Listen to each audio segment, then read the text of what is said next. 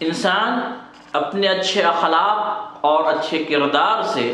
ایسے مقام پر پہنچ جاتا ہے جہاں عبادت گزار بھی رشک کرتے ہیں، جیسا کہ نبی کریم صلی اللہ علیہ وسلم نے ارشاد فرمایا، ان المؤمن لیدرک بحسن خلقہ درجۃ الصائم القائم، کہ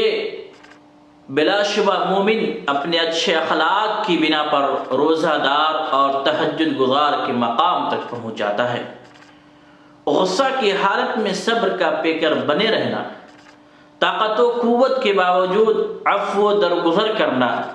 دوسروں کے لیے خیر خواہی کرنے والا مومن عبادت کرنے والے مومن کے برابر ہے، بلکہ بعض اوقات ان سے بھی آگے مقام پر فائز ہو جاتا ہے۔ اگر ہم اپنے اخلاق بہتر کر لیں تو شاید ہماری مسکراہٹ، ہمارا درگزر